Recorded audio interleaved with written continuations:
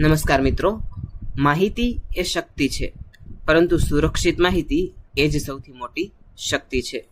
નમસ્તે મિત્રો, આપણે સવારથી સાંજ સુધી ઇન્ટરનેટનો ઉપયોગ કરીએ છીએ, પણ શું આપણો ડેટા ખરેખર સુરક્ષિત છે?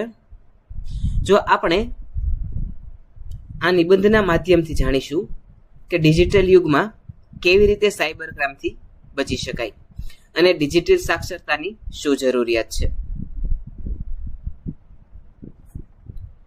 આજનો આપણા નિબંધનો ટોપિક છે ડિજિટલ યુગમાં સાયબર સુરક્ષા અને સાયબર ક્રાઇમ. આજના આધુનિક યુગને આપણે ડિજિટલ યુગ તરીકે ઓળખીએ છીએ. સવારથી સાંજ સુધીમાં આપણે અનેક વિવિધ કાર્યો જેવા કે online shopping, banking transaction, social મીડિયાનો ઉપયોગ, મનોરંજન અને શિક્ષણ મેળવવા માટે ઇન્ટરનેટનો ઉપયોગ કરીએ છીએ. ટેકનોલોજીએ આપણા જીવનને ખૂબ જ સરળ અને ઝડપી બનાવ્યું છે. આજે એક ક્લિક પર બધું જ ઉપલબ્ધ છે, પરંતુ આ સુવિધાની સાથે સાથે નવી સમસ્યાઓ પણ ઊભી થઈ છે. જેમ એક મહાન વિચારકે કહ્યું છે, તકનીકી પ્રગતિ ત્યારે જ અર્થપૂર્ણ બને છે જ્યારે તે સુરક્ષિત હોય. આજે ઇન્ટરનેટની દુનિયાના જેટલા ફાયદા છે તેટલા જોખમો પણ રહેલા છે. આ જોખમોમાંથી બે મુખ્ય બાબતો આપણી સામે આવે છે: સાયબર ક્રાઇમ અને સાયબર સુરક્ષા. આ બંને વિષયો આજના સમયમાં અત્યંત ચર્ચાસ્પદ અને મહત્વપૂર્ણ છે. આપણે જોઈ શકીએ છીએ કે ડિજિટલ ઇન્ડિયા અભિયાન પછી ગામડાઓથી લઈને શહેરો સુધી ઇન્ટરનેટનો વ્યાપ ખૂબ વધ્યો છે.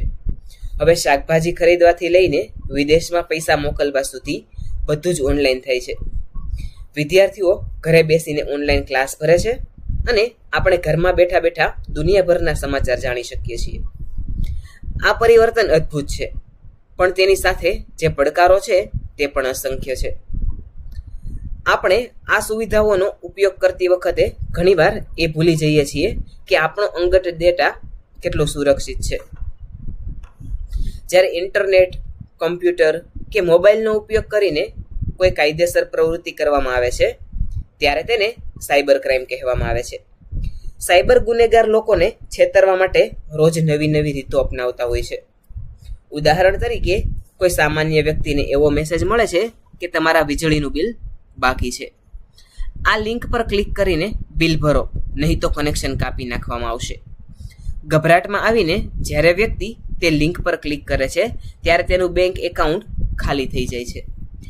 આ પ્રકારની છેતરપિંડી ફિશિંગ તરીકે ઓળખાય છે. આ ઉપરાંત રેન્સમવેર જેવા ખતરનાક વાયરસથી મોટી સંસ્થાઓ અને કંપનીઓનો ડેટા ચોરાઈ જાય છે અથવા બ્લોક થઈ જાય છે. જેવી રીતે 2017માં વોનક્રાય રેન્સમવેર હુમલાએ વિશ્વભરના કમ્પ્યુટર્સને પ્રભાવિત કર્યા હતા.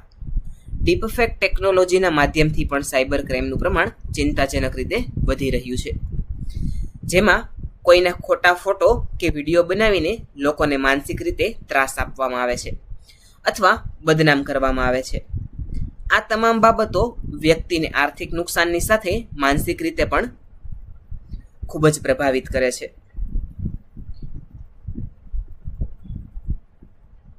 આવી સ્થિતિમાં સાયબર સુરક્ષા એ સમયની સૌથી મોટી માંગ બની ગઈ છે. સાયબર સુરક્ષા એટલે નેટવર્ક, ઉપકરણો અને ડેટાને આવા હુમલાઓથી બચાવવા. જો આપણે આપણા ઘરને સુરક્ષિત રાખવા માટે તાળું મારીએ છીએ, તો આપણા ડિજિટલ ડેટાને સુરક્ષિત રાખવો એ પણ એટલો જ જરૂરી છે. બેન્કિંગ વ્યવહારો અને વ્યક્તિગત માહિતીની ગુપ્તતા જાળવવા માટે મજબૂત પાસવર્ડ અને સતત સાવધાની રાખવી અનિવાર્ય છે. ભારત સરકારે પણ સાયબર ગુનાઓ સામે લડવા માટે સરાહનીય પગલાં લીધા છે. સાયબર ગુનાઓની ફરિયાદ નોંધાવવા માટે national cyber crime reporting portal cybercrime.gov.in શરૂ કરવામાં આવ્યું છે અને નાણાકીય છેતરપિંડી માટે હેલ્પલાઇન નંબર 1930 કાર્યરત છે, જેના દ્વારા સમયસર ફરિયાદ નોંધાવવાથી ગુમાવેલા પૈસા પાછા મેળવવાની શક્યતા વધી જાય છે. આપણે સાયબર ક્રાઇમથી બચવા માટે કેટલાક મહત્વપૂર્ણ પગલાં જાતે જ લેવા જોઈએ. આપણે હંમેશા અલ્ફાન્યુમેરિક અને જટિલ પાસવર્ડનો ઉપયોગ કરવો જોઈએ. જેમાં અક્ષરો, અંક અને વિશેષ ચિહ્નોનો સમાવેશ થતો હોય. અજાણી લિંક્સ પર ક્યારેય ક્લિક ન કરવું જોઈએ. કોઈ પણ અજાણી વ્યક્તિ સાથે પોતાનો વન ટાઈમ પાસવર્ડ કે પિન શેર ન કરવો જોઈએ. સોશિયલ મીડિયા પર અજાણી વ્યક્તિઓની ફ્રેન્ડ રિક્વેસ્ટ સ્વીકારવી ન જોઈએ. સાવચેતી રાખવી એ જ સાયબર ક્રાઇમથી બચવાનો સૌથી સારો ઉપાય છે, કારણ કે સાવચેતી એ જ સલામતી છે. આમ ડિજિટલ યુગમાં સાયબર સુરક્ષા એ માત્ર સરકાર કે આઈટી નિષ્ણાતોની જવાબદારી નથી, પરંતુ દરેક નાગરિકની વ્યક્તિગત ફરજ છે.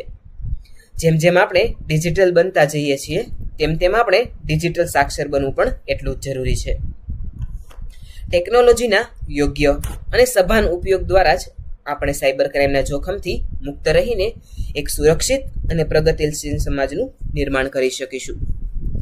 આપણે સૌએ સાથે મળીને ડિજિટલ વિશ્વમાં એક સુરક્ષિત વાતાવરણ ઊભું કરવું જોઈએ.